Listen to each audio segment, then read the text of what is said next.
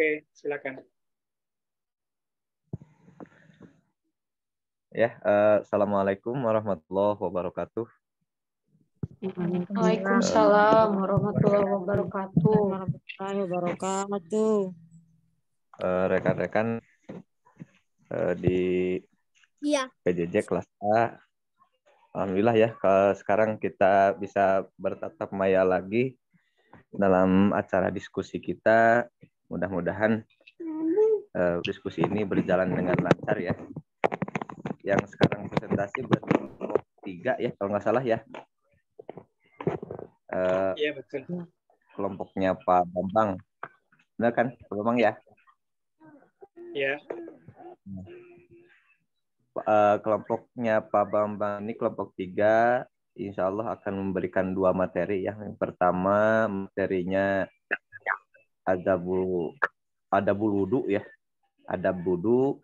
Yang kedua adab mandi jinabah atau mandi adabul gusli lah kalau di kitabnya itu ya. Maka saya persilakan nanti ada sesi tanya jawab ya setelah pemateri memaparkan materinya. Maka saya persilakan kepada pemateri untuk menyampaikan materinya. Ya. Silakan Baik. Pak kelompok 3 ya. Ya. Baik, terima kasih Pak Aos selaku moderator dalam pertemuan mata kuliah literasi kitab kuning. Dalam hal ini kita akan mencoba ya. Nah, ini kelihatan. Kita akan mencoba untuk bersama-sama membahas terkait yang pertama adalah bab adab wudhu, dan yang kedua setelah adab wudhu ini kita diskusikan bersama, lanjut kepada bab tata cara mandi besar. Baik teman-teman sekalian, saya izin mau share screen ya. Dari materi yang pertama yaitu adab wudhu.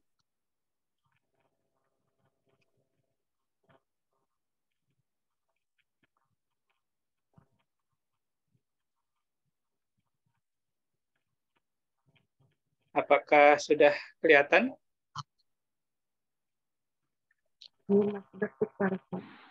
Masih belum ya? Ya udah ada. Pak. Ada ya.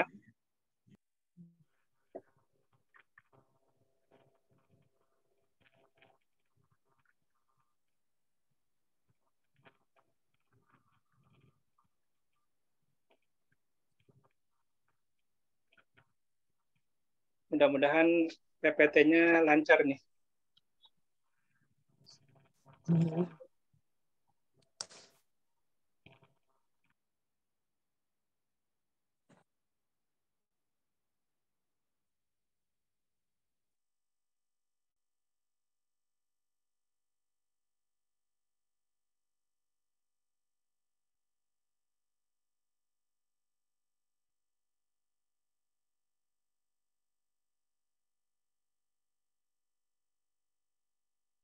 Baik teman-teman sekalian, mahasiswa PJJ PAI di kelas A, kami dari kelompok 3 yang terdiri dari saya, Bang Suswadi, kemudian ada Pak Muhammad Rifandi, ada Ibu Happy Rawati.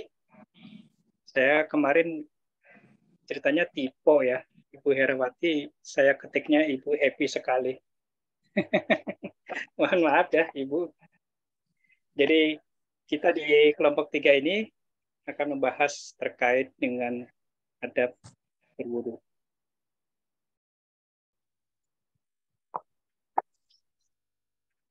Bab adab berwudu. Faiza faragta minal istihja'i fala tujruki sawaka fa innahu mutahharah. Lil fami maradatul lirabba wa musqitat bisyaitan wassalatu bisiwaki afdalu min sabi'ina salatan bila siwakin. apabila engkau telah selesai istinja ya, istinja itu maksudnya bersih-bersih lah, bersih-bersih urusan belakang. Maka janganlah engkau meninggalkan bersiwak, karena bersiwak itu dapat mensucikan mulut dan dapat menyebabkan keridhaan Tuhan dan membencikan bagi setan.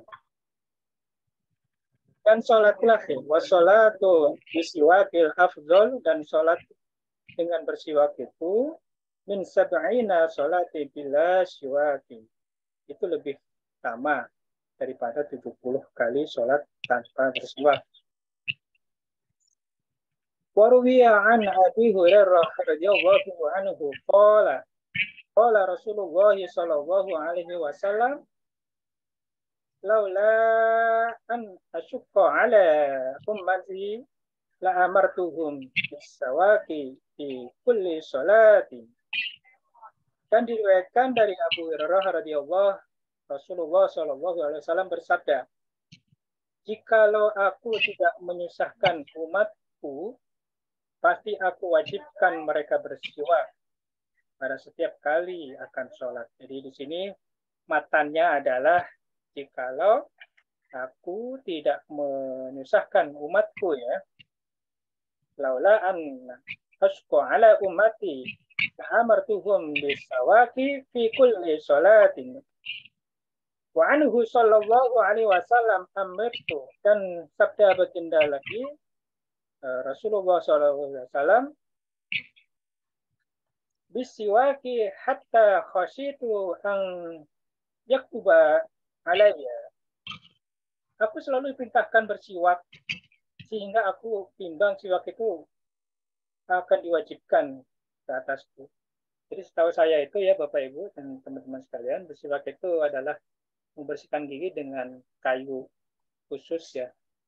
Saya lupa kayu apa itu namanya, nanti mohon teman-teman yang pernah atau mungkin terbiasa menggunakan siwak, kita saling sharing ya. Kayu irok, Pak. Kayu irok. Oh, kayu irok ya?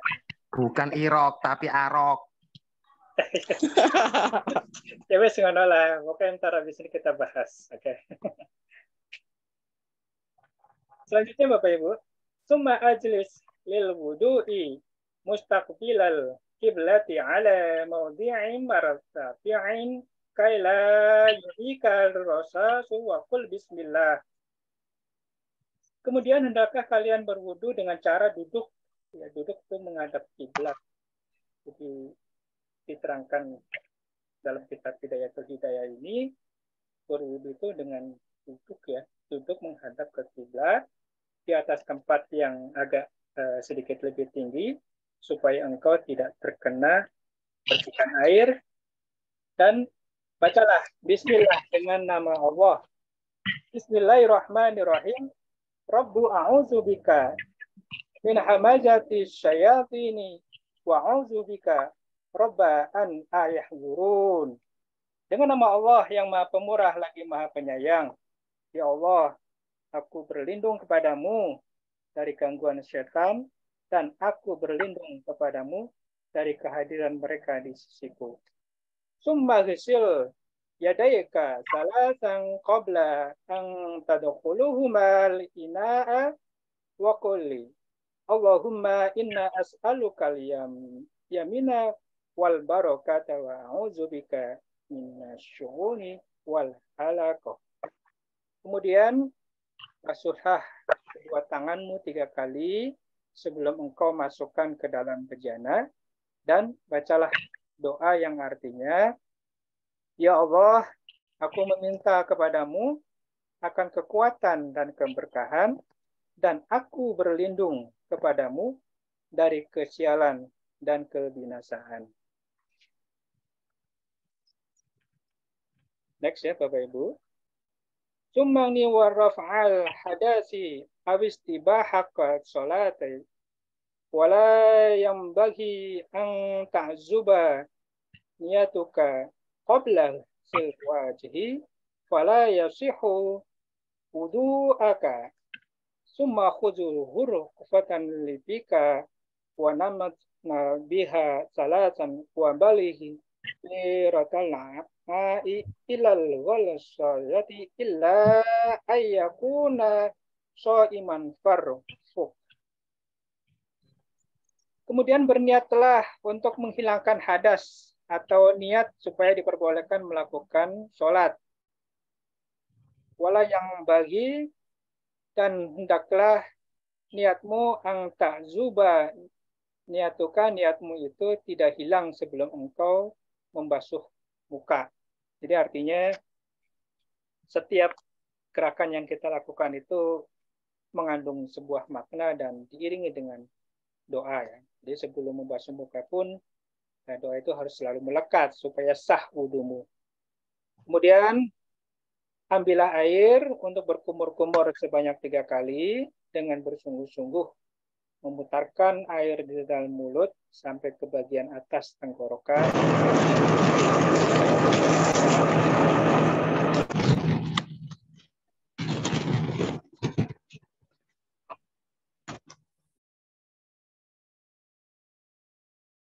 Maaf ya, di mute ya, sorry. Lanjut ya Bapak Ibu. Maka berkumurlah dengan cara yang halus. Tapi jangan diminum ya. Berkumur aja.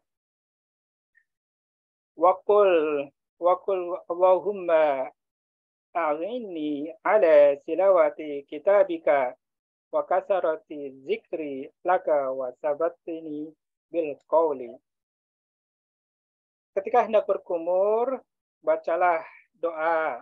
Allahumma a'inni, ya Allah, mudahkanlah ala silawati, mudahkanlah aku untuk membaca kitabmu, kitabika ya, wa kasarati zikri, dan memperbanyak zikir, wa sabatni bil qauli, zikir kepadamu, bil qauli sabiti fil hayati dunya, dan kuatkanlah aku dengan perkataan yang kokoh. La ilaha illallah, di dunia wa fil akhirah, di dunia dan di akhirat.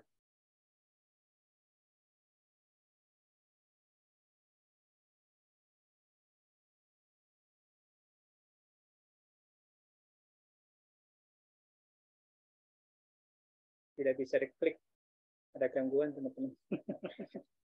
Mohon maaf ya. Sinyal.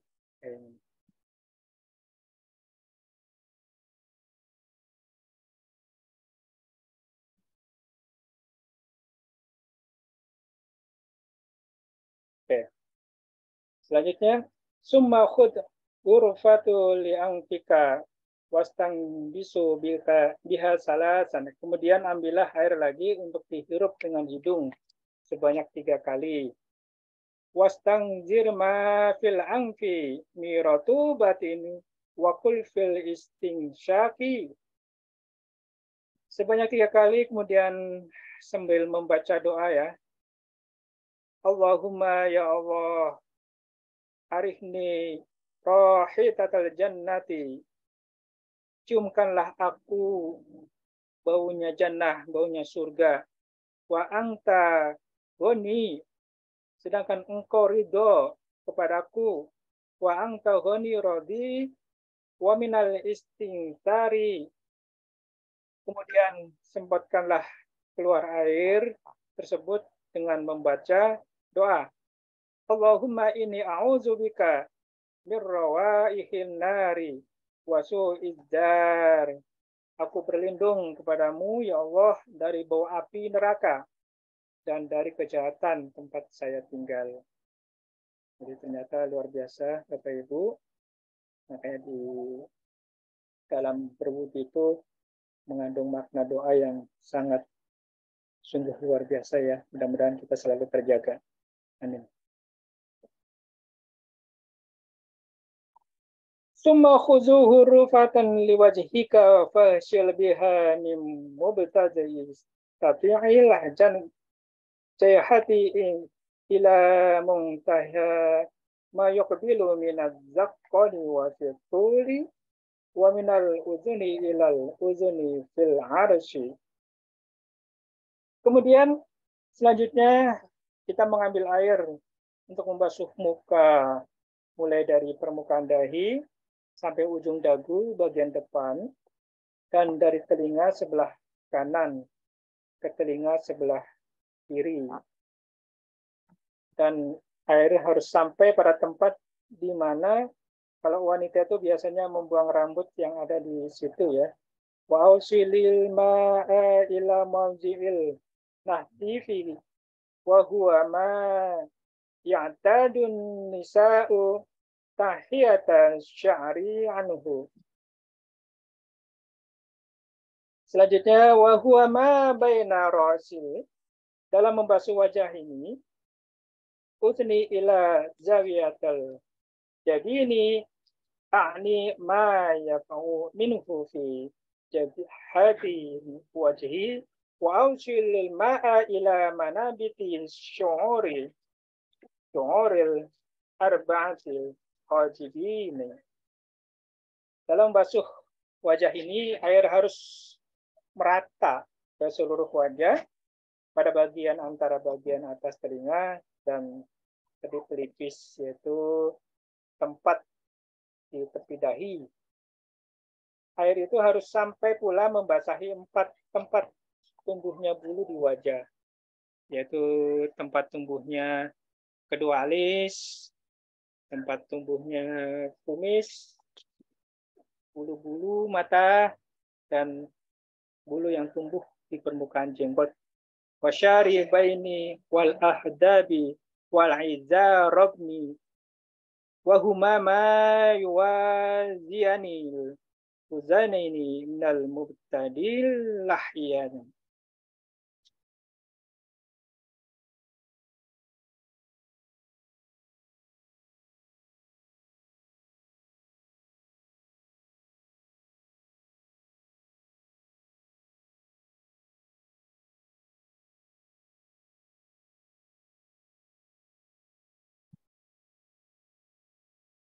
Wajibu ibsalul ma'i ila manabitil syari minal lahyatil khafifati dunal katifati wa kul 'inda ghasalil wajhi.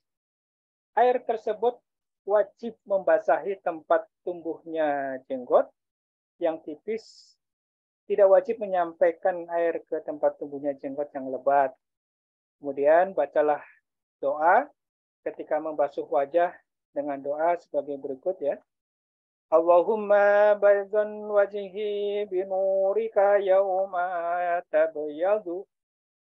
Ya Allah, putihkanlah wajah saya dengan nurmu pada hari wajah-wajah kekasihmu yang bersinar putih. Wala tasawwad wajhi bizulumatika yawma taswaddu wujuhu a'datika.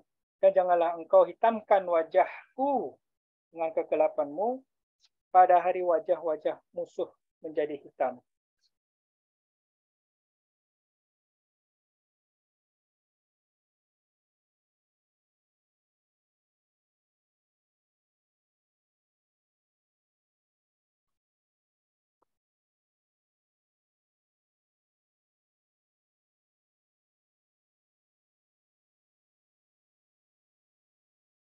Wala taturka takhlilal lahyatil kasifati summa azsil yadalkal yumna summa yusra ma'al mirfaqaini ila ansafil adunaini fa innal qaliyata fil jannati tablughu mawadi'al wudu'i wa qul 'inda waslil yamni Allahumma a'inni kitabi imamini wa hasini hisaban yasira. Janganlah terbiasa meninggalkan membasuh jenggot yang lebat. Kemudian basuhlah tangan kananmu juga tanpa tangan kirimu, kedua siku sampai bagian tengah bahu. Sebab hiasan surga itu dipasang sampai batas akhir anggota wudhu yang biasa dibasuh. Kemudian bacalah doa ketika kita membasuh tangan kanan. Ya Allah, berikanlah catatan amalku di tangan kananku dan hisablah aku dengan hisab yang mudah. Wa inda ghuslil samari Allahumma inni a'udzubika an ta'tiyani kitabi bisimali au min wara'i dhahri. Dan ketika membasuh tangan kiri, membaca doa, ya Allah, sesungguhnya saya berlindung kepadamu agar tidak menerima catatan amal saya dengan tangan kiriku atau dari belakang punggungku.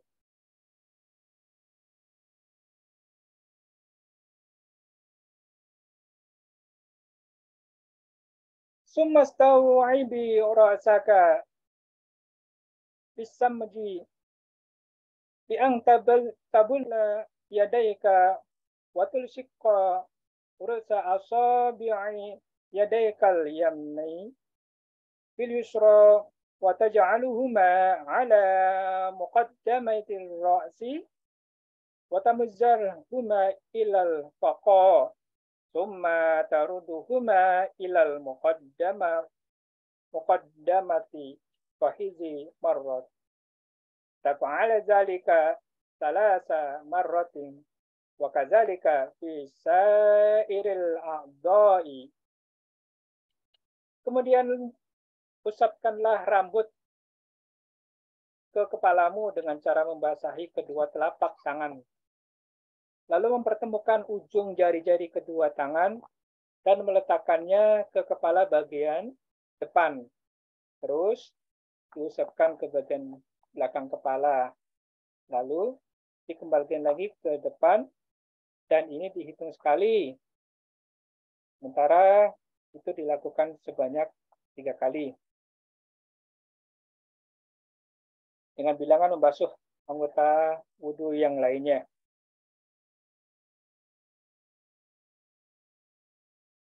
Wa qulillahumma ghashati bi rahmatika wa anzil alayya min barakatika wa azilani tahta zilla arshika yawma la zilla illa zilluka.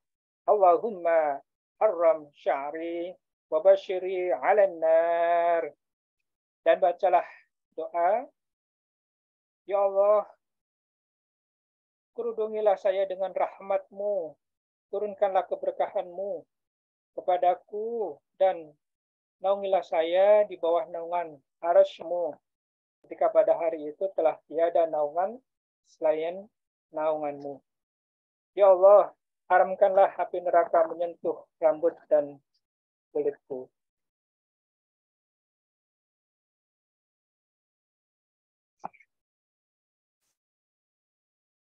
Summasah auzuna bika zahiruhuma wa badihuma bima'i jadidin wa adkhil musabbahatik fi somahal uzunaika wamsah zahira azunamika bibatni ibhamaika wa qulil lahumma ja'alni minal ladzina yastami'una al-qawla fayattabi'una ahsanahu. Allahumma asmi'ni munadiyatil jannati fil jannati ma'al abrar. Setelah itu usapkanlah kedua telingamu baik bagian luar maupun dalam dengan air yang baru diambil. Ya, bukan sisa air yang diusapkan rambut kepala. Dengan cara memasukkan kedua jari telunjuk ke dalam lubang telinga, lalu usapkanlah bagian luar daun telingamu dengan ibu jari. Bagian dalam dengan membaca doa. Ya Allah, jadikanlah saya termasuk orang-orang yang mendengar. Allahumma ja'alni minal ladzina yastami'una al-qawla. Jadikanlah saya termasuk orang-orang yang mendengar perkataan nasihat. Fayattabi'una, lalu mengikuti ahsan yang terbaik dari ucapan mereka. Allahumma asmi'ni ya Allah, perdengarkanlah saya munadiyal jannah, kepada suara yang panggilan masuk ke surga. Ma'al abror, bersama orang-orang yang abror, orang-orang yang baik, seperti Pak Nafis Abror. Summasmahu rabbataka wa qulillahumma fukka raqabati minan nari wa a'udzubika minas salasili wal a'lal. Kemudian usapkanlah lehermu sambil doa, Allahumma fakku, ya Allah bebaskanlah leher saya, raqabati minan nar, leher saya dari sentuhan api neraka, dan saya berlindung kepadamu, wa a'udzubika minas salasili, dari rantai dan belenggu api neraka.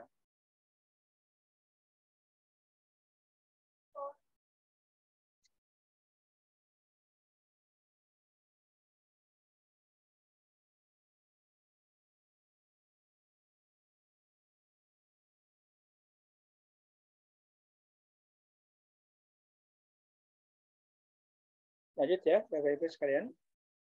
Summa sil rislakal yamni summal yasra ma'al ka'baini wa halal bihinshiril yusra asabi'a rijlikal yamna mubtadi'a binin soriha hatta tuhtimu bihinshiril yusra wadurhilal asabi'a min asfal. Kemudian basuhlah kakimu sebelah kanan, lalu kaki sebelah kiri bersama kedua mata kaki, dan menyela-nyela jari kaki dengan jari kelingking tangan kiri, kemudian dari jari kelingking kaki sebelah kanan, terus sampai ke jari kelingking kaki sebelah kiri. Caranya, jari kelingking tangan tersebut dimasukkan dari bawah jari-jari kaki. Wa qulillahumma tabtu faqadima 'alal shiratil mustaqim ma'a aqdam ibadika sholihin. Kemudian membasuh kaki kanan sembari berdoa, ya Allah, tetapkanlah kedua kakiku di atas shiratal mustaqim bersama telapak kaki para hambamu yang soleh. Wa kadzalika taqulu 'inda ghuslil yusra. Begitu juga ketika membasuh kaki kiri, membaca doa, Allahumma inni a'udzubika an tazilla qadami 'ala sirati finnar. Ya Allah, saya berlindung kepadamu dari tergelincirnya kakiku ke dalam neraka. Yauma tazillu aqdam, yauma tazilul aqdamul munafiqina wal musyrikina. Tergelincir ya Allah, saya berlindung kepadamu dari tergelincirnya kakiku ke dalam neraka ketika saya berjalan di atas syiratal mustaqim pada hari tergelincirnya kaki-kaki orang munafik dan orang musyrik.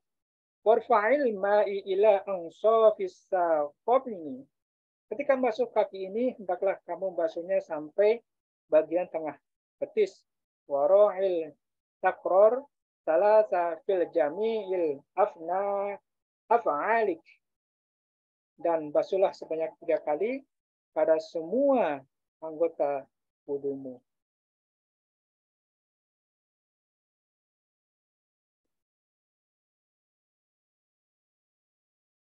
Fa iza faraghta minal wudu'i farfa' basaraka ila samai wa qul asyhadu an la ilaha illallah wahdahu la syarika lahu wa asyhadu anna Muhammadan abduhu wa rasuluhu subhanaka Allahumma wa bihamdika Ashhadu an la ilaha illa anta amiltu su'an wa zalamtu nafsi astaghfiruka wa atubu ilaik.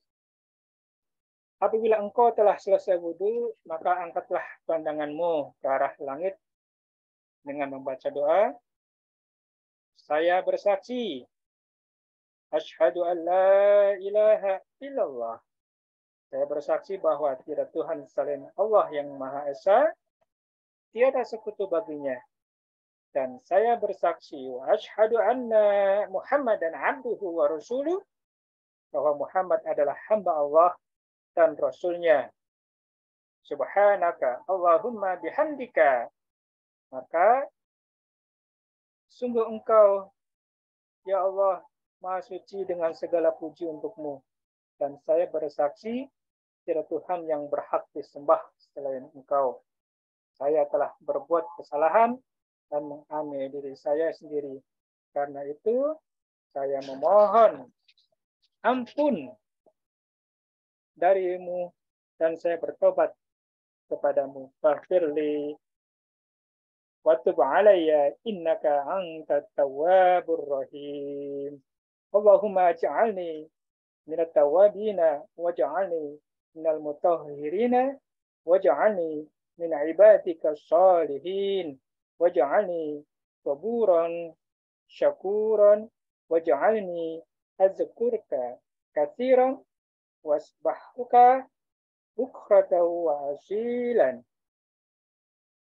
Sesungguhnya engkau Tuhan yang maha menerima tobat orang-orang yang bertobat. Ya Allah, jadikanlah saya termasuk golongan orang-orang yang bertobat. Jadikanlah saya termasuk golongan orang-orang yang suci, golongan hamba-hambamu yang baik, sabar, dan selalu bersyukur. Dan jadikanlah saya orang yang selalu berzikir dan ingat kepadamu, dan bertasbih padamu di waktu pagi dan sore.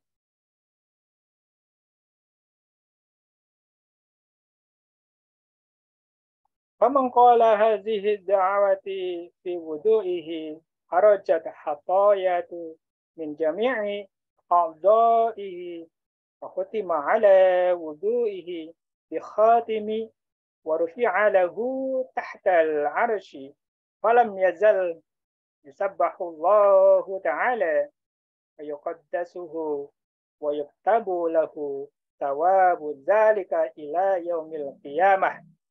Barang siapa yang membaca doa tersebut di atas dalam setiap rukun wudhu, maka semua kesalahan dan dosa-dosa yang telah diperbuat oleh anggota badannya, insya Allah keluar semua dan wudhunya disahkan oleh Allah Subhanahu wa Ta'ala.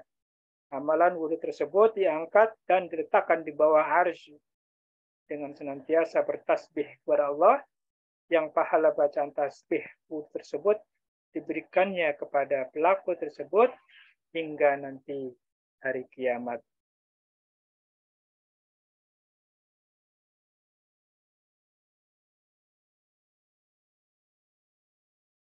Wajtanib fi wudu'ika sab'a la tanfuz yadaka faturashul ma'u wala talqim wajhaka wala ra'saka bil ma'i la wala tukallam fi atna'i wudu'i wala tazidu fil ghusli ala salasi marratin wala takthir sabal ma'i min ghairi hajati bi mujarradil waswahisi falil muwaswisina syaitanun yadhaku ma bihim yuqalu lahul waluha wala tawadda bil ma'il musammi wala minal awanil zuhuriyah. Ketika berwudu, hindarkanlah 7 perkara ini. Ini satu pesan buat kita semua. Perkara tersebut yang pertama adalah jangan engkau menghempaskan tangan yang menyebabkan air memercik kemana-mana. Yang kedua, janganlah engkau menamparkan air ke atas kepala dan wajah. Kemudian janganlah engkau berbicara di tengah-tengah mengerjakan wudhu. Yang keempat, janganlah engkau membasuh tiap-tiap anggota wudhu lebih dari 3 kali. Janganlah terlalu banyak menggunakan air tanpa ada keperluan, lebih-lebih hanya karena was-was. Sebab orang-orang yang was-was itu sebenarnya dipermainkan oleh syaitan yang bernama walahan. Yang keenam, jangan engkau berwudu dengan air yang telah terkena sinar panas matahari. Ketujuh, janganlah engkau berwudu dengan air yang berada di tempat yang terbuat dari logam, seperti kuningan. Fahadhil sab'ati makruha fil wudu'i wa fil khairi inna man zakarallahu inda wudu'ihi zuharallahu jasadahu kullahu wa man lam yazkurallahu lam yudhur minhu illa ma asabahul ma'u. Menjalankan 7 perkara tersebut di atas ketika berwudu, hukumnya adalah makruh. Maka disebutkan dalam sebuah hadis Rasulullah, sesungguhnya orang yang menyebut nama Allah ketika berwudu itu, jasadnya akan disucikan oleh Allah seluruhnya. Dan barang siapa yang tidak menyebut nama Allah ketika berwudu, maka jasadnya tidak bias suci, kecuali hanya bagian yang terkena air wudu saja.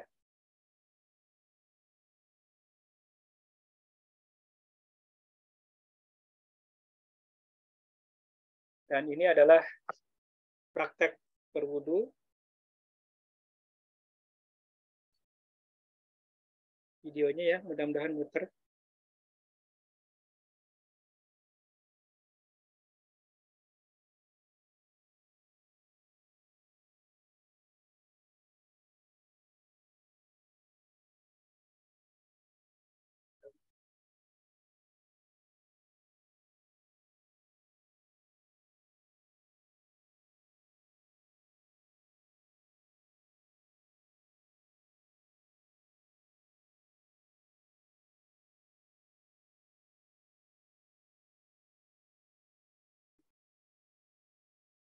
Apakah ada suaranya, Bapak Ibu?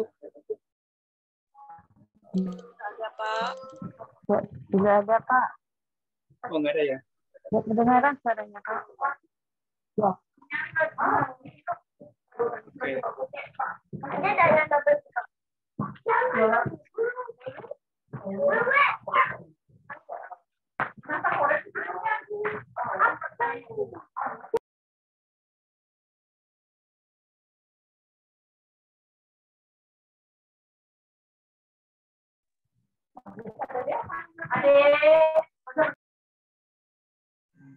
Videonya di-keep aja. Gimana? Masih ada satu materi lagi. Oke, baik. Ini kita close aja ya. Kita lanjut ke materi berikutnya. Satu dulu Pak, kalau bisa. Gimana? Baik teman-teman semuanya, mudah-mudahan apa yang kami sampaikan tentang wudu bermanfaat untuk kita semua. Setidaknya buat saya secara pribadi mengingatkan bahwa pentingnya berwudu itu sangat erat kaitannya dengan kesucian diri dan diterima atau tidaknya sholat kita itu tergantung kepada wudu yang kita lakukan sebelum kita melaksanakan sholat. Baik, Bapak Ibu sekalian, sebelum masuk ke materi kedua, kita ingin menawarkan kepada Bapak Ibu sekalian, apakah mau dilanjut ataukah seperti apa. Untuk sementara, kami kembalikan ke moderator, Pak Aus. Dipersilakan, Mangga. Kumaha ya. Ya, dari materi pertama, ini kepada rekan-rekan, itu materi yang sudah dijelaskan dan dipaparkan oleh si pemateri Pak Ustadz Bambang ya. Silakan barangkali ada yang mau berkomentar atau yang menambahkan atau yang mau bertanya. Silakan dari teman-teman, rekan-rekan semua, dibuka aja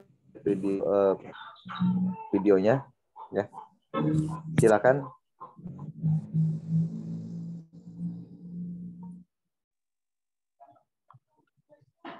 Tes, tes.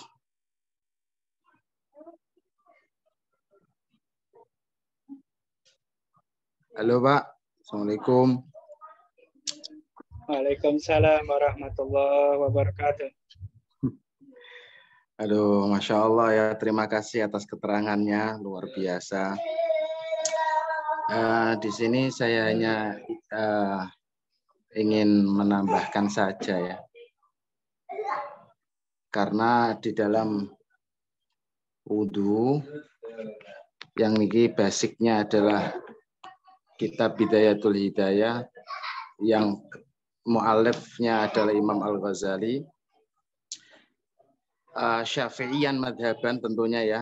Jadi kalau ada teman-teman yang mungkin di luar madhab Syafi'iyah, bisa buat pengalaman saja, artinya untuk pengetahuan.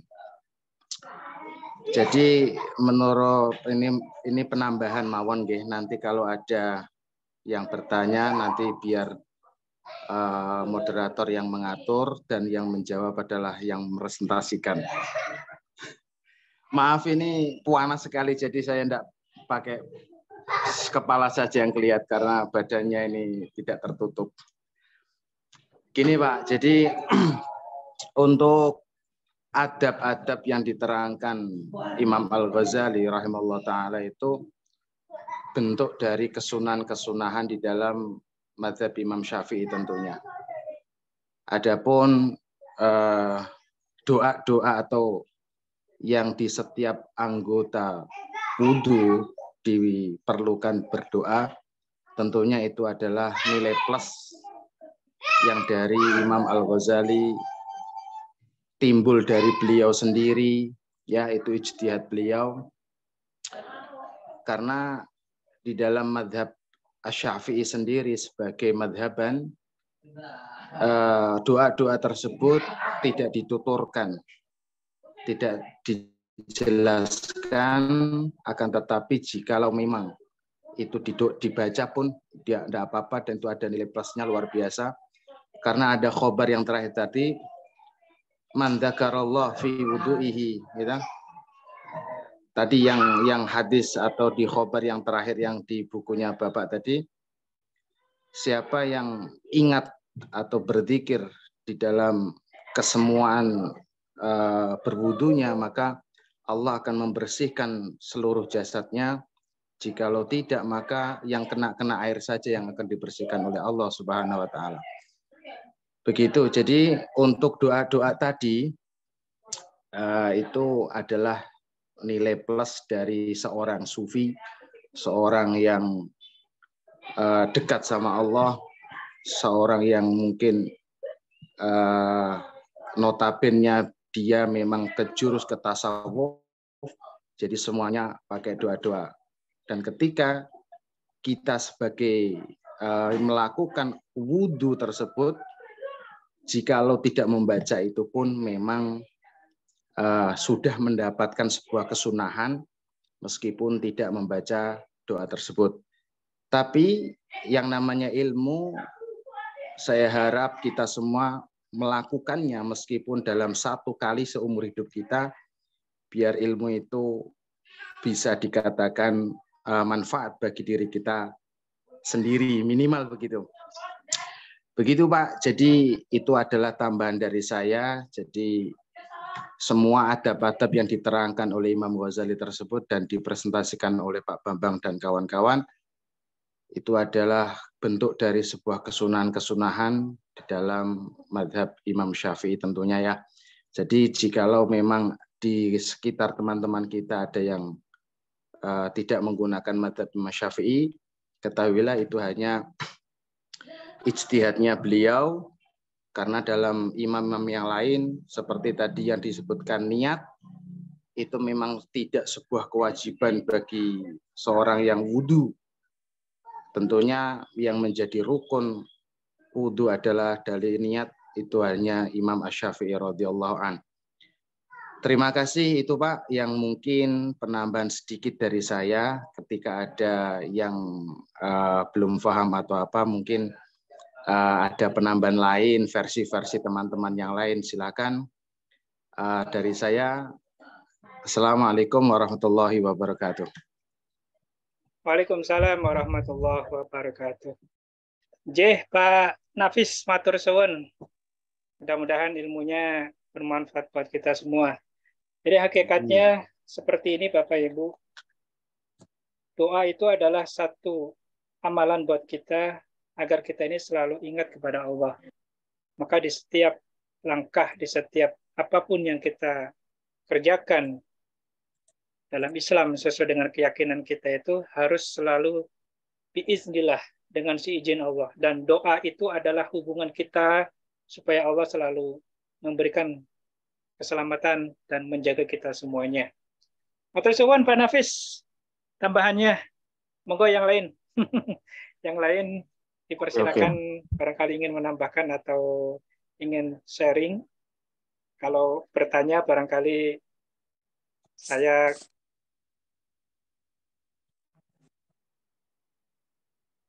kalau bisa saya jawab. Kalau nggak bisa nanti kita coba minta penjelasan dari Pak dosen. Monggo.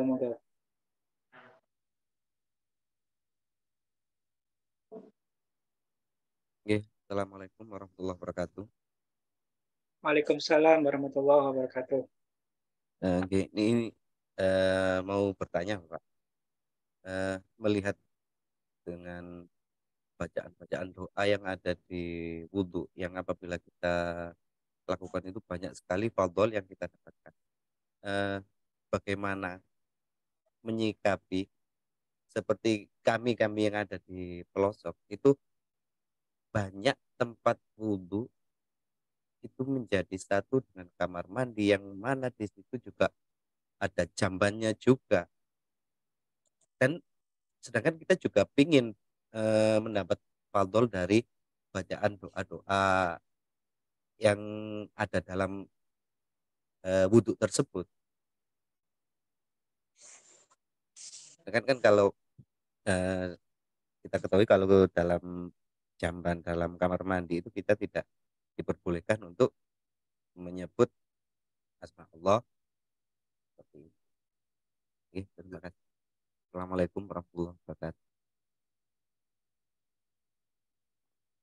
Waalaikumsalam warahmatullahi wabarakatuh.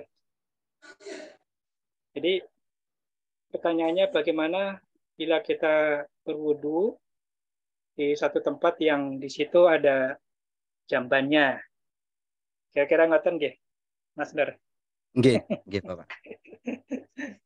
Saya tampung dulu ya.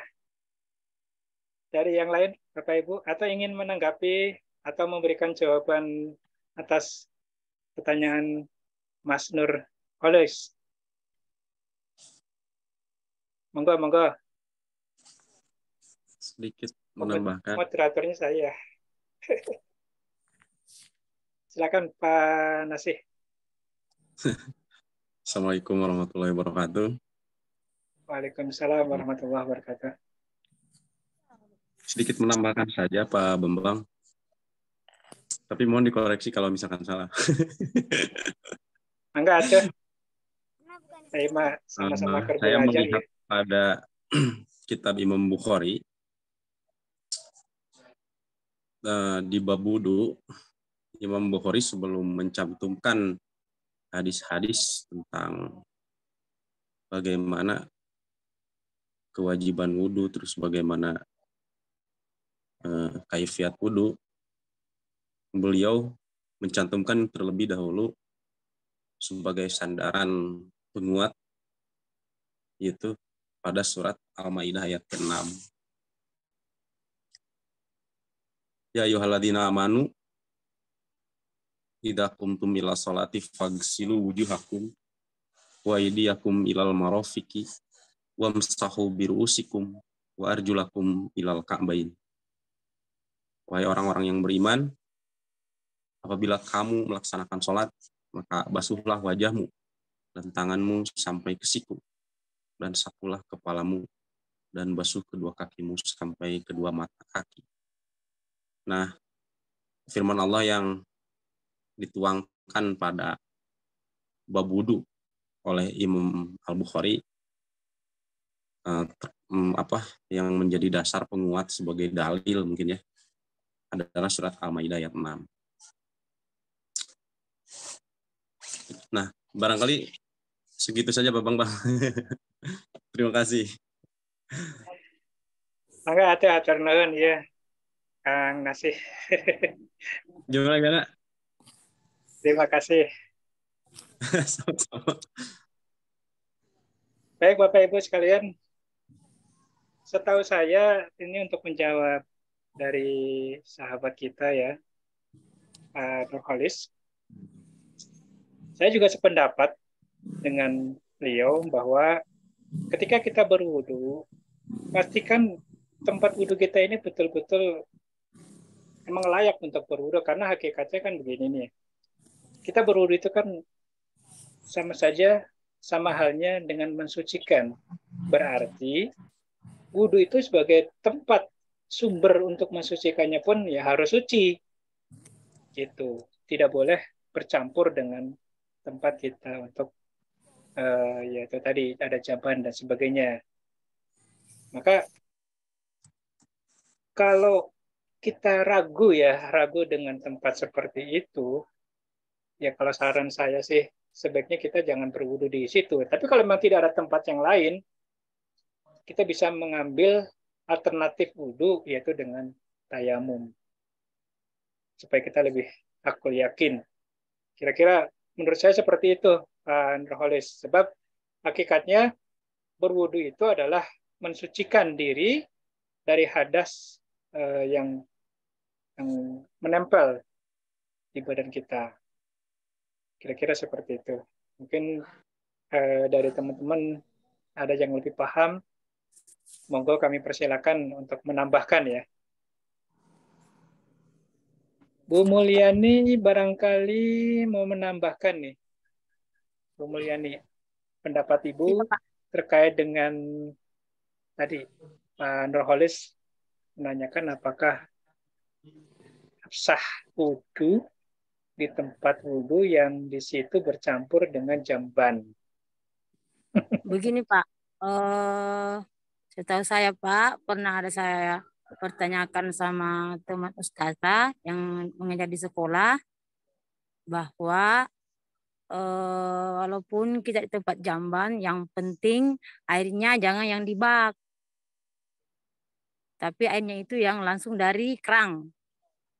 Itu boleh Pak, karena dalam keadaan darurat boleh. Apa ada batasannya, Bu Mul? Ya Pak? Apakah ada batasan yang dimaksud air mengalir dalam keran itu? Apakah seperti apa gitu? Kan biasa itu dalam jamban Pak ada biasa kerangnya, itulah itu yang kita pakai.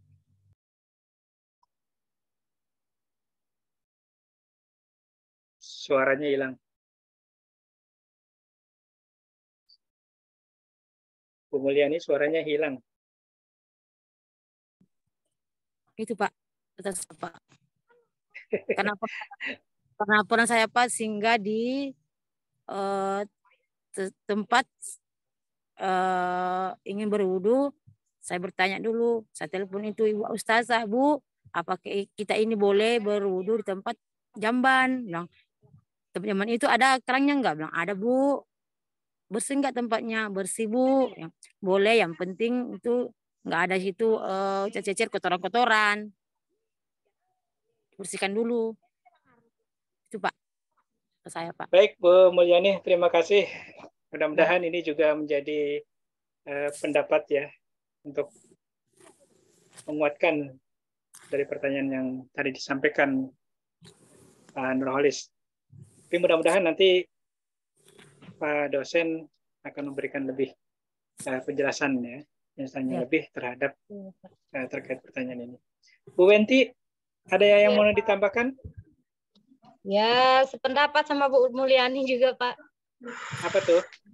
Ya, boleh. Dalam berwudu itu kan tempatnya itu kan di dalam kamar mandi. Pasti yang di dalam kamar mandi itu ada WC, tapi kan tidak secara langsung, Pak, di atas WC wudunya gitu kan tidak mungkin, Pak. Pasti ada jarak antara WC sama keran itu. Begitu, Pak, menurut saya. Oke ya, coba Mungkin kita kan di atas menambahkan ya. Baik, Pak Mem- Nafis. Monggo. penting airnya Ya, mengalir. Gitu, Pak. ini mohon maaf sebelumnya. Kita mau menanggapi atau dari Pak Nurkolis Kang Santri tadi ya. Beliau kan bilang gini, jadi gimana ketika kita mau berdoa atau zikir-zikir itu, sedangkan zikir itu di tempat kamar mandi gitu kan. Jadi gini Kang Nur, ketika sampean berada di situ, nggak usahlah pakai zikir-zikir itu kalau memang sampean nggak mau itu ya. Ketika di masjid baru aja kamu menggunakan doa itu. Kan dari awal saya sudah bilang doa-doa itu tidak mengurangi dari kesunan-kesunan yang ada gitu. Itu hanya nilai plus yang diajarkan Imam Al-Ghazali. Jadi ada orang yang berwudu di tempat kamar mandi, kalau wudunya tetap sah gitu kan. Jadi tidak ada hubungannya antara tempat dengan wudu kita atau sah atau tidak, enggak. Tetap wudunya sah kalau memang rukun fardunya itu digunakan. Jadi kalau tidak sah, kalau tidak pakai niat, Imam Syafi'i kan begitu, itu tidak sah. Lah, adapun bentuk dari kesopanan dalam berwudu, kita wudunya berada di tempat kamar mandi itu memang yurithul faqr kata Rasulullah SAW. Jadi di situ bisa mewariskan kefakiran bagi kita ketika memang kita wudhu di tempat khusus untuk istinja itu. Lah, biasanya di rumah itu ada tempat kamar mandinya, pasti ada sekat-sekat atau apa yang memang dikhususkan buat WC ya WC, buat keran untuk sesuci atau buat mandi pun ada, biasanya gitu. Jadi ketika kita berwudu di tempat kamar mandi pun itu tidak masalah seharusnya gitu kan. Yang jadi tidak masalah itu ketika kita berwudu di tempat yang khusus buat kencing atau buat berak itu. Itu yang tidak sopan gitu kan. Tapi kalau sah gitu kan. Kalau kita notabene bilang sah. Jikalau memang fardu atau rukun-rukunnya terpenuhi dengan baik, itu sah itu. Terus yang lain apalagi tadi yang ditambahkan untuk tadi ya Kang Nurkolis ya, tadi untuk doa-doa setiap usap tangan atau wajah ada doa-doanya sendiri itu, jikalau sampean nanti di tempat memang khusus untuk berwudu itu baru dibaca Kang. Jadi ketika sampean berada di tempat mandi, kamar mandi berwudu pakai itu ya enggak usah baca, enggak apa-apa gitu. Itu sih menurut saya kayak gitu, dan memang adabnya begitu gitu. Nonton Kang ya, dari saya tambahan itu aja. Begini Pak, adakah alternatif lain bagi seperti kami yang ada di pelosok itu kan, untuk kamar mandi dan jamban itu kan memang jadi satu, dan di situ pun kita melakukan wudhu. Sedangkan ketika gimana ya? Dari fadol-fadol bacaan-bacaan wudhu tadi, kami kan juga ingin mendapatkan fadol-fadol seperti itu. Adakah alternatif lain atau cara lain agar kami tetap berwudhu di tempat tersebut, tapi kami juga mendapat fadol-fadol dari aurat atau bacaan-bacaan yang ada dalam wudhu tersebut?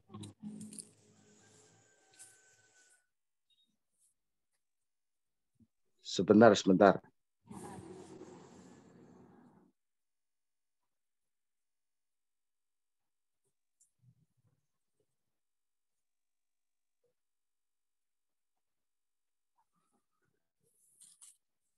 Niat masa nggak boleh. Boleh tuh. Jadi intinya pertanyaannya gimana? Maaf saya baru gabung lagi. Tadi mendadak keluar sendiri gitu. Gini. Jadi untuk Kang Koles biar dapat fadilahnya begitu kan. Untuk biar fadilahnya coba nanti Kang Koles antara kamar mandi dan jambannya itu ada sekatnya enggak gitu loh. Atau memang jadi satu gitu. Jadi satu, Pak. Iya, terus kerannya ada berapa? Kerannya satu. Berarti keran untuk wudhu itu satu, terus keran untuk yang ke apa bak kamar mandi itu satu. Nah ya, berarti kan dua toh, Iya, bukan tapi satu. cuman nggak ada sekat-sekatnya, cuman satu ruangan gitu aja. Oh iya, itu sama dengan milik kita juga gitu. Cuma gini, nek pancen sampean pengen untuk afdolnya, ya antara jamban dengan itu kasih sekat lah gitu. Kan saya udah bilang gitu kan, meskipun sampean kan enggak mesti di rumah terus wudhunya kan enggak. Ketika sampean pergi ke masjid ataupun sampean berdoa di situ gitu kan, doa ketika mengamalkan afdoliyah itu, ketika sampean di luar itu enggak apa-apa gitu. Aku kan sudah bilang, jadi lakukan itu meskipun satu umur hidup sekali gitu kan. Itu tetap kita sudah mendapatkan sampai ila yaumil qiyamah gitu, meskipun sekali kita lakukan. Ngoten Kang, kalau jadi nek sampean pengen setiap hari dapat afdol, itu kalau bisa kamar mandinya dikasih sekat lah gitu, biar khusus untuk jamban, khusus buat mandi dan wudhu. Karena apa? Yang tidak diperbolehkan itu kan memang ketika di jamban, bukan di kamar mandi kan begitu. Ya seperti dukhulul khola kan ada pun dukhulul khola itu yang tidak diperbolehkan gitu. Padahal ketika kita mau mandi pun di situ ada sunah-sunah yang harus kita baca gitu kan. Nah ini bagaimana? Nah itu solusinya semacam itu kalau saya beri solusi kesampean gitu. Dan itu tidak ada takbirnya kok, enggak ngawur, insya Allah enggak ngawur gitu. Ya terima kasih. Terus gini Pak, sebenarnya yang tidak boleh kita zikir di jamban itu bil lafzi atau bil qalb. Jadi seumpama kita membaca doa-doa dari bacaan-bacaan wudhu tadi di dalam hati itu bagaimana Pak? Kan itu kita tidak melafatkan lafaz Allah dalam kamar mandi, tapi dalam hati kita. Itu apakah kita bisa mendapatkan fadhail dari bacaan-bacaan tadi? Oh, tentunya Kang, tentunya kalau doa itu bil lafzi maupun bil qalbi itu sama seharusnya gitu kan. Cuma dari adab ya adab. Kenapa kok ketika kemarin kita bahas bab masuk WC ya, di situ doa pertama adalah untuk keluar dari WC itu hufronak gitu kan. Jadi memang ketika di kholak saja atau di tempat jamban aja yang tidak diperbolehkan menyebut sesuatu itu. Jikalau di hati pun tidak masalah gitu kan. Karena dalam hati untuk orang tasawuf kan 1 detik hilang keingat sama Allah itu tidak diperbolehkan itu aturan orang-orang sufi gitu. Jadi kalau orang syariah ya pakai begitu. Jadi nek untuk afdoliyahnya apapun afdoliyah zikir atau apapun itu nek bagi orang yang sufi atau orang yang memang benar-benar dia itu jalannya ke tasawuf gitu kan, itu ghaflah, istilahnya bahasa tasawufnya itu adalah ghaflah. Dan ghaflah itu tidak diperbolehkan bagi orang-orang semacam itu. Jadi kalau orang syariah seperti kita itu ya di istighfar kita kan ketika kita itu melakukan dosa aja gitu kan. Padahal ghaflah itu memang secara orang tasawuf adalah ghaflah itu dosa gitu. Jadi intinya kantun sampean ya, tadi saya bilang untuk mendapatkan afdoliyah zikir gitu kan. Sampean mau basuh wajah terus zikir itu pun luar biasa kalau sampean bisa melakukannya itu loh.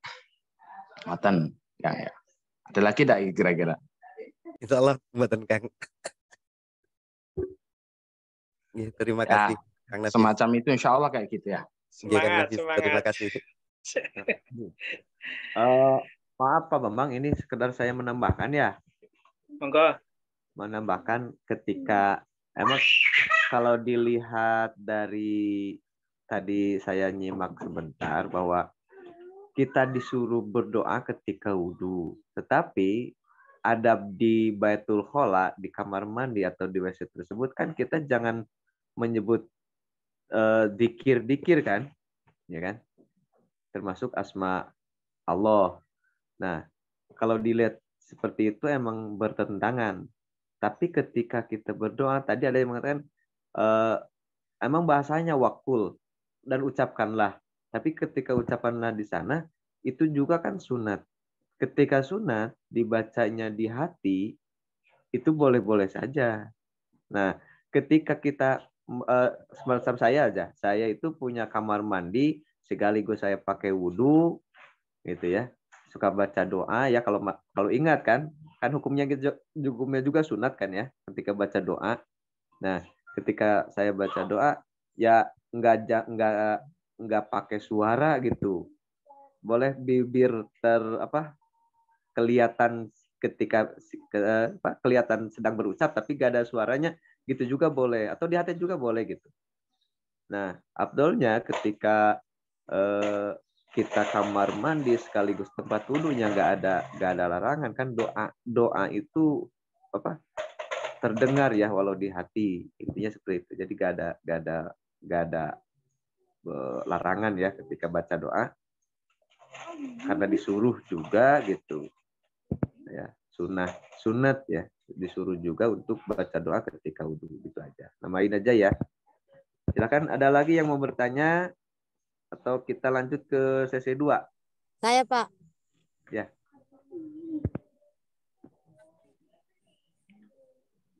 Silakan Bu Mulyani.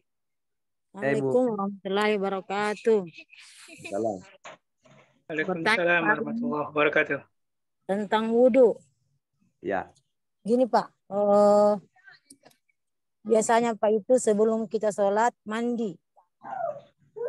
Saya ingin tanyakan, apakah wudhunya itu sah kalau kita selesai mandi terus nggak pakai apa-apa, langsung kita berwudhu? Telanjang maksudnya, masih telanjang pakai handuk. Ya. Oh iya. Sebelum pakai handuk langsung kita berwudhu Pak. Apakah sah atau tidak Pak? Makasih banyak Pak. Assalamualaikum warahmatullahi wabarakatuh. Waalaikumsalam. Ada yang mau jawab? Silakan. Makruh Bu Muli, makruh. Ya Bu, tentunya itu salah ya Bu, meskipun Ibu telanjang. Tidak ada hubungannya Bu. Jadi loh ya, ini mohon maaf untuk Pak Bambang ya, saya mau menanggapi gitu ya. Bukannya apa-apa gitu ya. Cuma gini, memang kebanyakan ketika setelah mandi kan memang langsung wudhu kan banyak. Cuma memang dari adabnya kan kurang gitu. Nah, kalau yang pertanyaan sah dan tidak tetap sah Bu ya. Benar-benar. Yang hanya untuk tidak sah ketika wudhu itu kan ya. Itu kan ketika awake dhewe atau kita semua itu meninggalkan rukun-rukunnya itu yang tidak sah itu. Itu aja. Jadi kalau tidak niat, contoh untuk Imam Syafi'i kan begitu. Terus tidak mau melakukan arkan-arkannya, rukun-rukunnya itu aja yang tidak sah gitu kan. Jadi ketika kita wudhu telanjang pun, pakai handuk pun, kalau secara dilihat dari fikihnya ya tetap sah itu, karena kita tidak melakukan hal-hal yang membatalkan membatalkan wudhu gitu. Atau gitu ya Bu ya, sedikit itu. Ya, saya setuju itu Pak, karena saya saya kemarin ada sebutnya kalau di daerah saya itu basul masail ya. Nah, sempat ada yang nanyain itu kalau hukumnya itu ketika rukun atau fardu wudu dilaksanakan semua ya sah-sah saja gitu. Itu ya, tidak ada yang menyebutkan tidak sah. Itu semua sah ya. Walaupun keadaannya telanjang. Nah, ketika kita pakai handuk, hati-hati. Ketika kita bisa saja tangan kita lupa, perasaan belum wudhu, cebok lagi, ya itu mah batal lagi wudhunya. gitu. Ya jadi sah-sah saja lah. Ya. Ya silakan. Ada lagi mungkin atau ke sesi 2? Ya, masukan untuk nanti sesi 2, enggak usah dibaca kitabnya, langsung aja poinnya aja, Pak. Karena berhubung waktu kita tuh sudah hampir 1,5 jam ya untuk pembahasan ini gitu ya. Mohon keterangannya bagaimana, suruh teman-teman suruh nyimak sendiri di kitabnya masing-masing karena sudah beli semua itu. Siap, siap.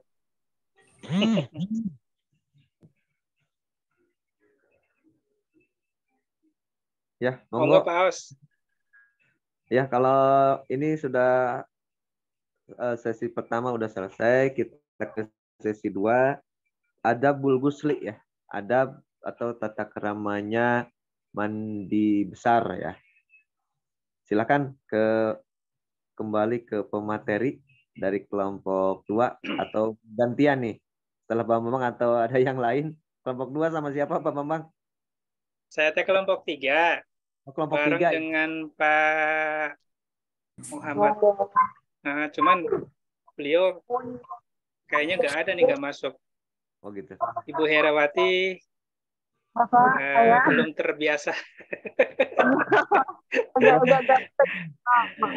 Baik, nanti mudah-mudahan ke depan sudah terbiasa dengan menggunakan layar Zoom ya, atau Google Meet barangkali. Oke, sementara saya masih handle. Saya izin kembali untuk share screen materi kedua, Bapak Ibu. Sebentar saja karena waktu sudah menunjukkan jam 15:54. Mudah-mudahan 5 menit selesai.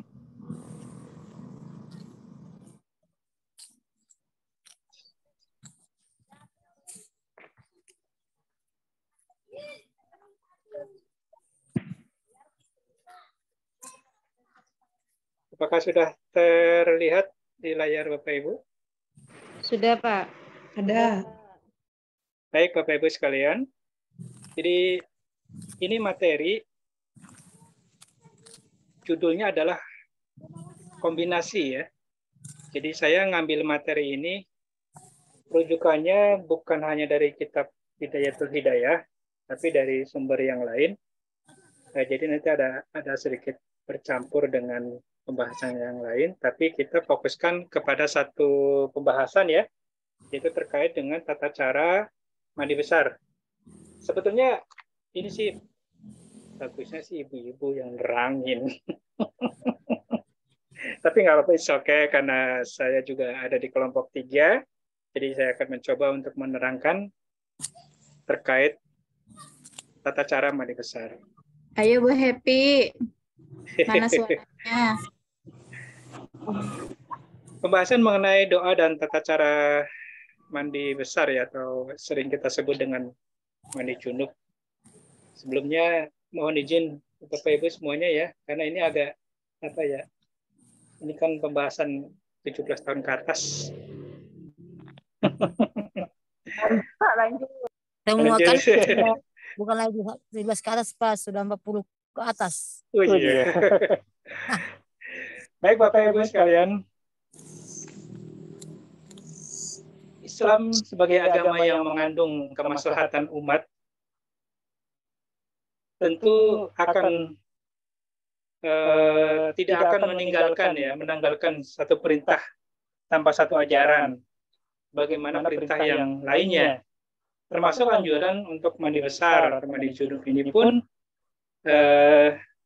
ada tata caranya yang sudah dicontohkan. Bahkan di situ juga membahas terkait dengan doa dan tata cara mandi junub.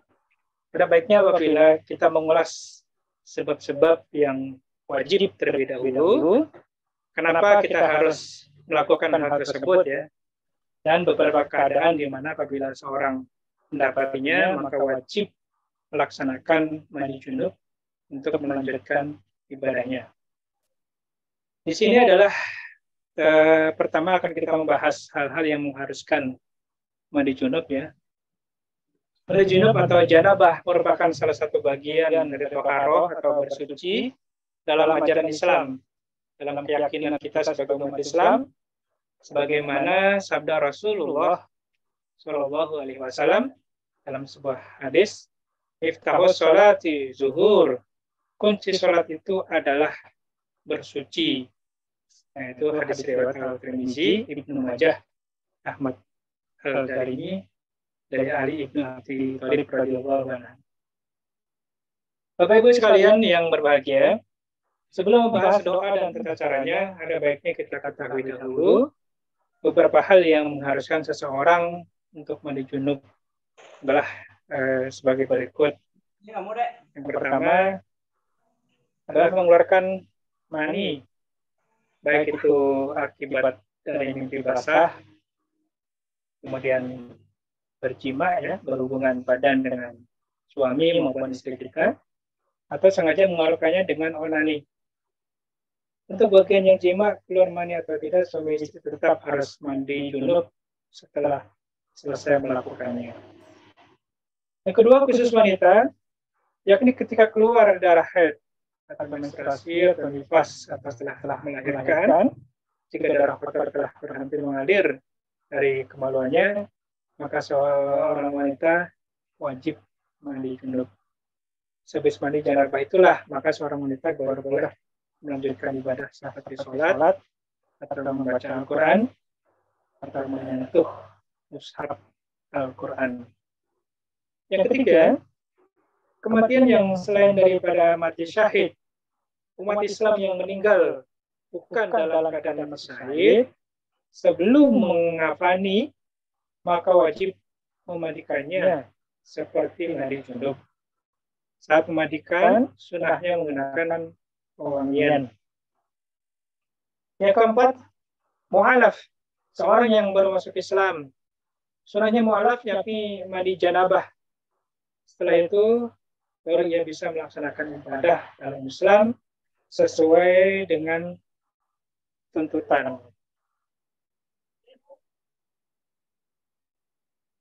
Dasar hukum mandi junub. Doa juga tata cara untuk mandi junub tidak semata-mata buatan manusia, ya. Namun hakikatnya mandi junub telah memiliki dasar hukum yang termaktub dalam Al-Quran, terutama di sini dicontohkan dalam surat Al-Maidah ayat 6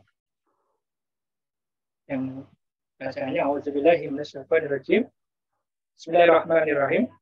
Ya ayyuhallazina amanu idza famtum ila sholati faghsilu wujuhakum wa aydiyakum ilal marafiqi wamsahu bi ru'usikum wa arjulukum ilal kahbaini wa in kuntum junuban fattahharu wa in kuntum maradha aw ala safarin aw jaa ahadum minkum ilal ghaayati aw lamastum nisaa falam tajidu ma'a fayammamu sa'idan tayyiban famsahu bi wujuhikum wa aydiyakum minhu ma yuridu Allahu liyaj'ala 'alaikum man haraj walakin yuridu yutahhirukum wa yutimmu ni'matahu 'alaikum la'allakum tashkurun. Wahai orang-orang yang beriman, apabila kamu hendak melaksanakan sholat, maka basuhlah wajahmu dan tanganmu sampai ke siku, dan sapulah kepalamu, dan basuh kedua kakimu sampai ke dua mata kaki. Tadi yang sholat, wudhu maksudnya. Kemudian jika kamu junub, maka mandilah. Dan jika kamu sakit atau dalam perjalanan, atau kembali dari tempat buang air, atau kakus, ya, atau WC di sini, atau menyentuh perempuan, maka jika kamu tidak memperoleh air, maka bertayamumlah dengan debu yang baik, yang suci. Usaplah wajahmu dan tanganmu dengan debu itu, maka Allah tidak ingin menyulitkan kamu, tetapi Dia hendak membersihkan kamu dan menyempurnakan nikmat-Nya bagimu agar kamu bersyukur. Ya ayyuhallazina amanu la taqrabus sholata أنتم سكارى حتى تعلموا ما تقولون ولا جنوبا إلا غير سبيل حتى تهشلوا وإن كنتم مرضى أو على سفر أو جاء أحد منكم من الغائط أو لمستم النساء فلم تجدوا ماء فيموا صعيدا طيبا فامسحوا بوجوهكم وأيديكم إن الله كان غفورا. Afuwan ghafura. Innallaha kana afuwan ghafura. Iya, maaf. Innallaha kana afuwan ghafura. Sebab setiap insan tidak luput dari hadas besar, maka sudah sepantasnya kita tahu cara mandi junub dengan benar. Bapak Ibu sekalian, di sini kita coba untuk sedikit membahas ya terkait dengan yang pertama doa niat mandi junub. Karena penyebab mandi junub yang banyak macamnya itu, maka terdapatnya juga berbeda. Pelafalannya bisa dalam hati saja atau boleh diucapkan. Mandi junub untuk untuk tujuan membersihkan diri setelah jima atau bersyahwat, atau setelah kita menyentuh ayam kita ya. Bismillahirrahmanirrahim. Nawatul husla li rafa'il hadasil akbari minal jinabati fardalillahi ta'ala. Artinya, aku niat mandi untuk menghilangkan hadas besar dari janabah, fardu karena Allah Ta'ala. Yang berikutnya segera perlu dibahas karena kita akan fokus pada tata cara mandi besar yang kaitannya dengan itu tadi. Di sini Imam Al-Ghazali juga memaparkan dalam kitab Hidayatul Hidayah sangat jelas sekali adab dan tata cara untuk mandi besar dari mulai masuki kamar mandi hingga keluar dari kamar mandi. Yang pertama adabnya adalah kita mengambil air lalu basuh tangan sebanyak 3 kali, kemudian membersihkan kotoran dan najis yang hinggap di badan, ya. Lanjutkan dengan berwudu, layaknya wudu untuk melaksanakan sholat seperti biasa, dan mengakhirinya dengan menyiram kedua kaki kita. Berikutnya mulai mandi junub dengan menguyur kepala ya, kepala sampai 3 kali guyuran sampai betul-betul basah semuanya. Makanya mandi junub ini sering disebut dengan mandi basah atau mandi keramas. Barengi dengan niat menghapus segala junub. Yang kelima, guyur bagian tubuh kanan sebanyak 3 kali. Begitu pun sebaliknya ya, bagian tubuh bagian kiri juga sebanyak 3 kali guyuran. Intinya sampai betul-betul tidak ada bagian tubuh kita yang masih kering dan semuanya harus kena air basah. Pastikan tidak lupa menggosok badan, baik di depan maupun belakang hingga 3 kali gosokan dengan sabun tentu ya. Dengan sabun yang sabunnya nggak perlu disebut merek, barangkali suka-suka Bapak Ibu semuanya.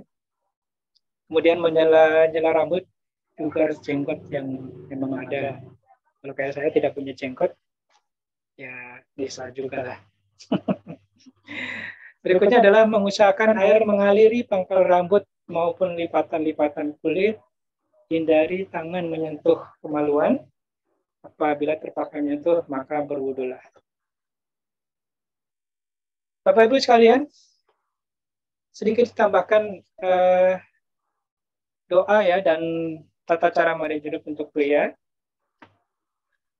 Terkait mandi junub untuk pria, terdapat beberapa anjuran yang tentu berbeda dengan tata cara mandi untuk junub dengan ibu-ibu atau dengan wanita, seperti menyela pangkal kepala menurut hadis riwayat Tirmizi, hanya wajib untuk pria saja. Di bawah ini ada sedikit rincian tata cara mandi janabah untuk pria seperti ajaran Rasulullah dalam satu hadis Bukhari. Yang pertama adalah basuhlah kedua telapak tangan, kemudian tuang air menggunakan tangan ke atas tangan kiri, lalu basuh kemaluan, kemudian lakukan wudhu, layaknya wudhu untuk melaksanakan sholat, kemudian guyur rambut dengan menusukkan jari ke pangkal rambut, lakukan langkah ini hingga merata. Dan yang kelima, siram bagian kepala hingga 3 kali siraman ya, intinya sampai betul-betul basah dan tidak ada bagian yang masih kering. Kemudian guyur seluruh anggota badan dan terakhir kita membasuh kedua kaki kita.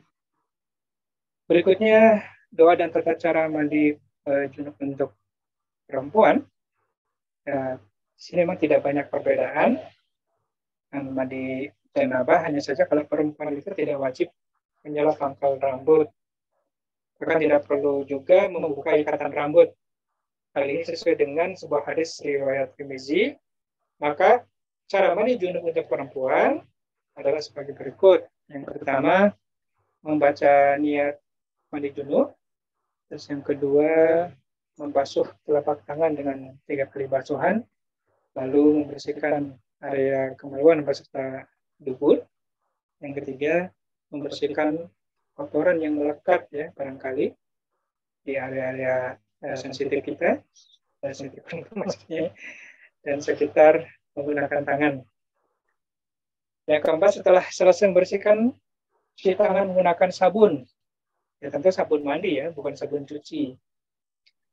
Selanjutnya berwudu sempurna seperti wudu ketika kita akan melakukan sholat, mulai basuh tangan hingga membasuh kaki.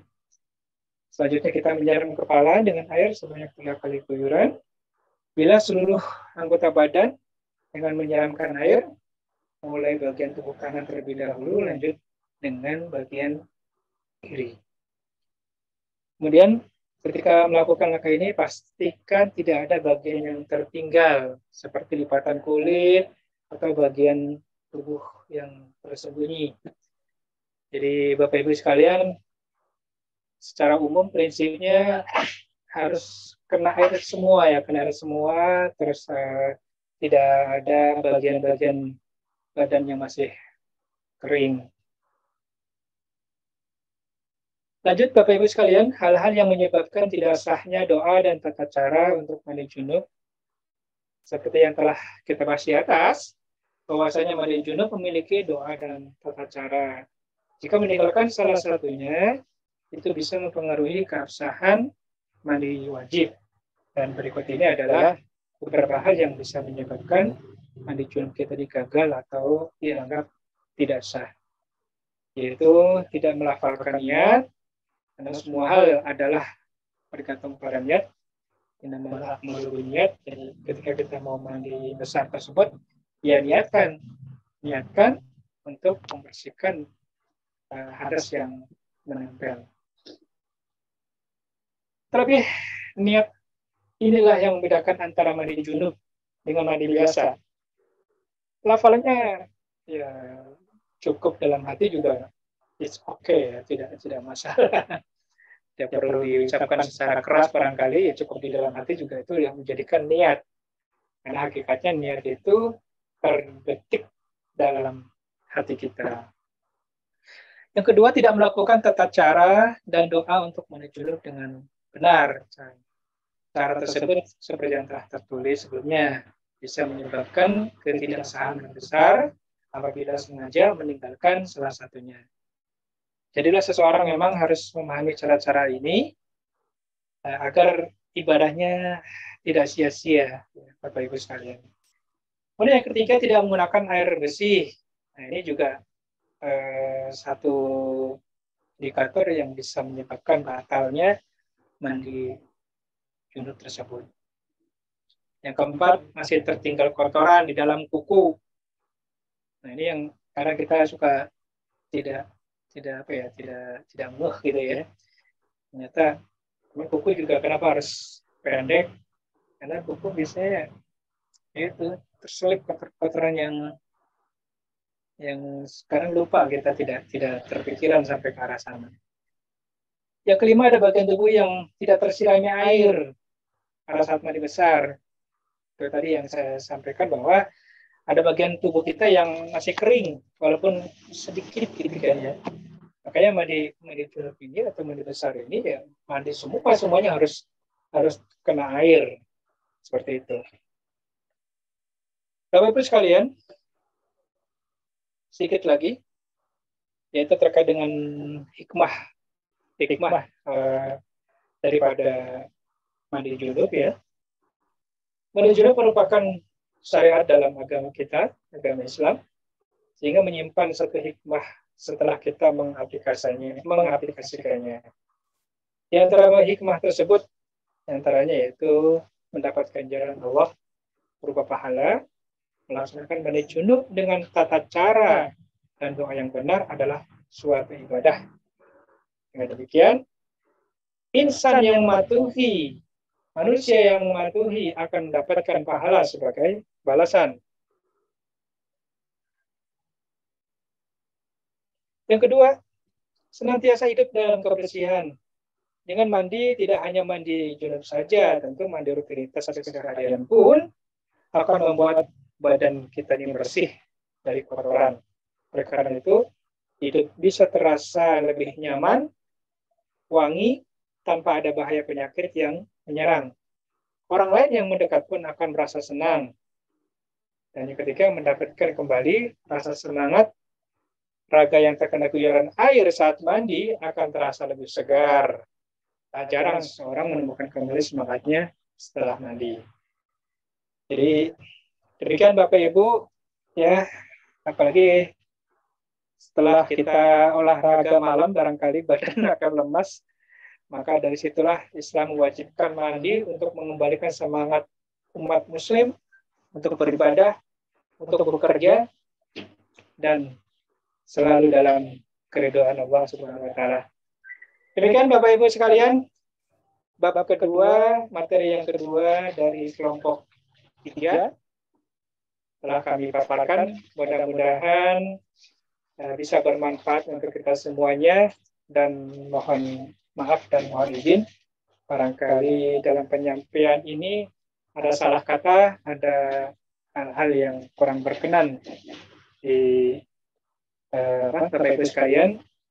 Kami selaku penyampai materi mohon maaf yang sebesar-besarnya, dan kita kembali kepada moderator untuk memimpin diskusi ini. Ataukah ini udah jam 16:15? Gimana Pak Moderator? Kami persilakan. Kami kembalikan. Terima kasih. Ya, terima kasih Pak Bambang. Untuk mungkin kita batasi saja ya, karena waktunya udah sore. Saya belum sholat asar lagi. Saya sama belum sholat. Dua pertanyaan ya, dua penanya, mungkin nanti diselipkan kalau mungkin ada lagi gitu ya. Silakan, ada yang penanya pertama ya, dipersilakan.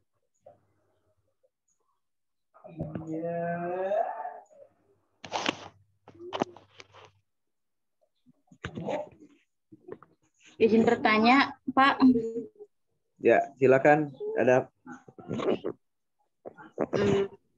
Apakah mandi junub bisa sah kalau tidak mengikuti tata cara atau persyaratan, kita harus berwudu dulu gitu, tapi nggak wudu dulu, gimana? Apakah mandinya sah? Ya, terima kasih. Ya, silakan Pak. Ada yang atau penanya kedua barangkali ada?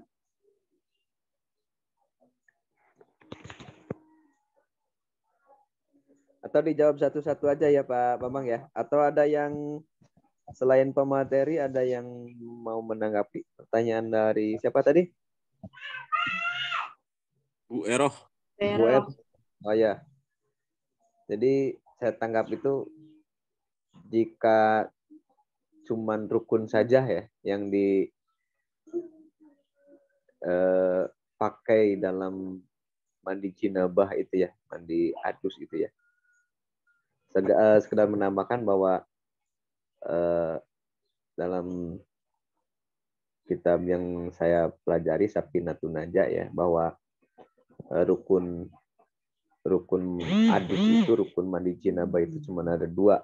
Pertama niat, yang kedua membasuhi seluruh badan pakai air, gitu aja. Nah, kemudian yang tadi disebutkan sama Pak Bambang berarti itu cuman adab atau tata kramanya saja. Itu. Tapi bisa paham ya sampai situ ya, mungkin ya. Iya, Pak. Nah, Makasih, Pak. Ya, berdasarkan kitab Safinah ya, Pak ya. Ya, Ya, arkanul isnani. Nah, al-awalu an-niyat, asani, jadi yang kedua itu, yang pertama niat, yang kedua membasuhi seluruh badan pakai air, gitu aja. Maaf, mendahului menjawab Pak Bambang. Mangga. Atau ada yang saya sebetulnya Ya, rame, pengen Pak, dengar sahabat saya nih, Ibu Happy Rawati, happy sekali. Barangkali yang mau menambahkan ini. Mangga, Bu. Masih ada nggak ya Bu Happy?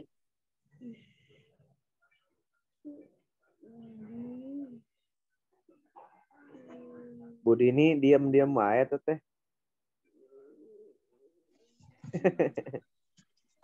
Iya Pak, saya di sini.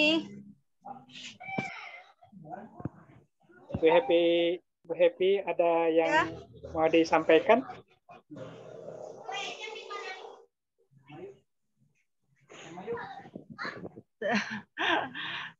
Malu mau Mas. Maaf Pak, maaf sebelumnya ya, kelompok ini, aduh astagfirullah, habis baterai.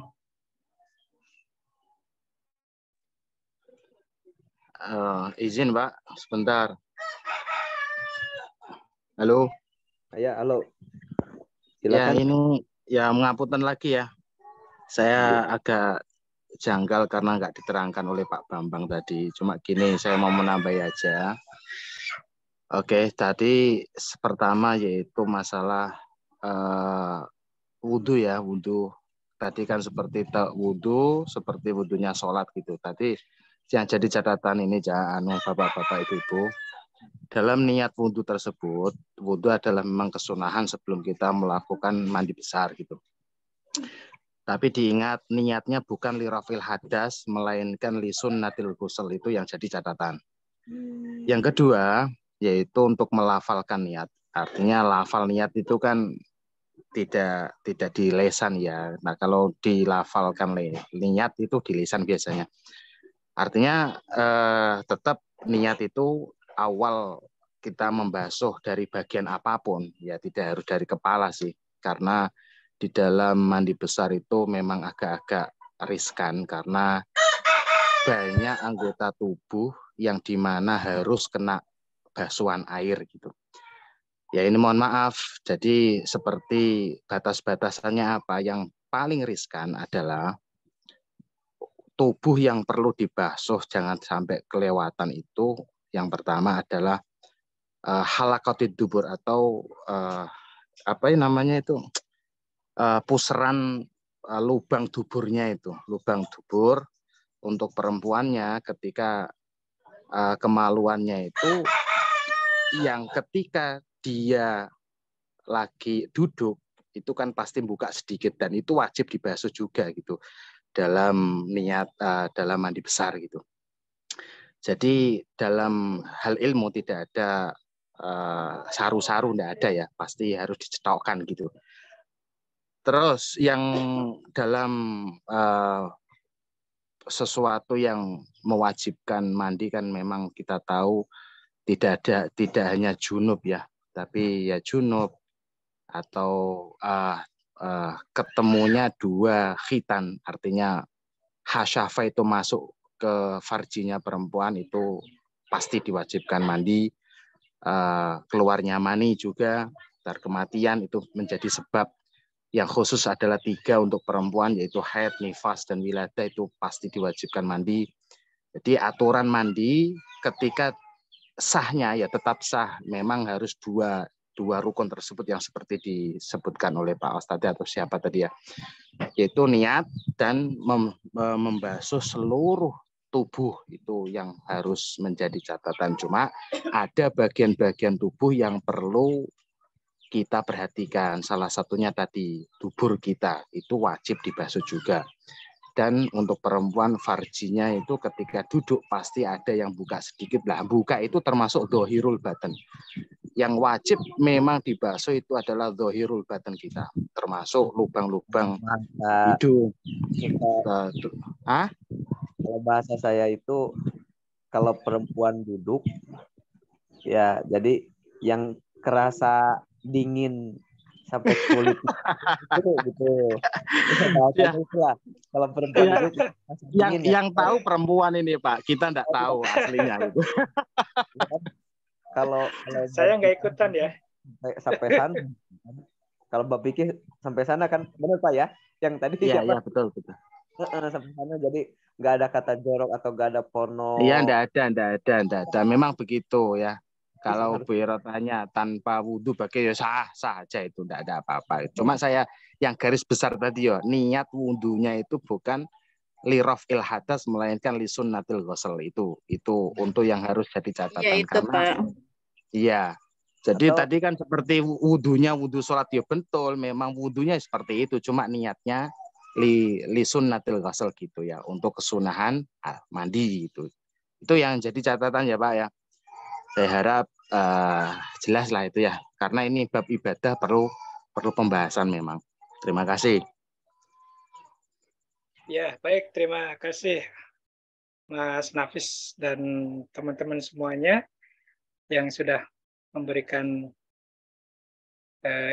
ini sifatnya sharing barangkali ya, tambahan dan barangkali ini sangat bermanfaat buat kita semuanya karena walaupun sedikit kalau kita nggak tahu ya bisa jadi jalan tidak sahnya ibadah kita yang lain gitu. Tapi kalau kita tahu kemudian disampaikan dalam forum diskusi ini, mudah-mudahan ini menjadi jalan juga kita untuk memperbaiki barangkali ya, memperbaiki atau menyempurnakan yang tadinya belum sempurna. Kira-kira seperti itu. Baik Bapak Ibu sekalian, Pak Aos, kumaha ya? Maka dilanjut Pak Aos.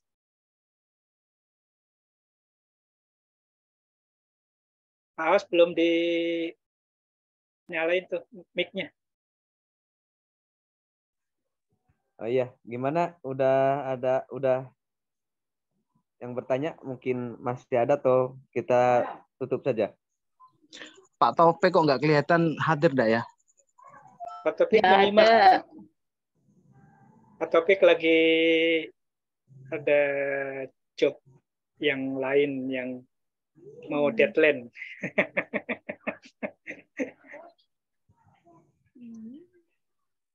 Ya Pak, hadir. Oh, hadir. Pak Taufik ada. Padahal Pak Taufik ini pakarnya ini. Ya. Pakar hukum Islam. Sarang-sarang Pak. Kita tutup aja gimana? Atau masih ada pertanyaan? Ini udah jam 16:25. Iya. 30 ding. Udah 4:30. Paus. Ya.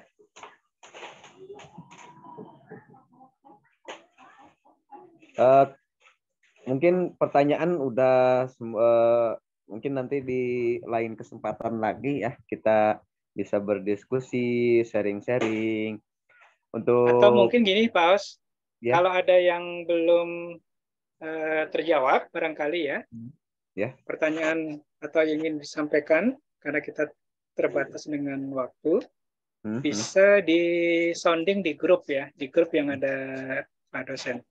Ya, siap. Barangkali seperti itu solusinya. Ya. Ya, untuk pertemuan kali ini kita cukupkan sampai ya, Pak. Cukup. Ini terima kasih kepada Pak Babang sebagai pemateri dari kelompok 3 yang telah memaparkan materinya. Dari saya sebagai moderator atas nama Awas Kostasi Kausar, mohon maaf jika banyak kesalahan atau salah-salah kata untuk semua. Mohon maaf. Sekali lagi mohon maaf. Assalamualaikum warahmatullahi wabarakatuh. Waalaikumsalam. Waalaikumsalam warahmatullahi wabarakatuh. Waalaikumsalam warahmatullahi wabarakatuh.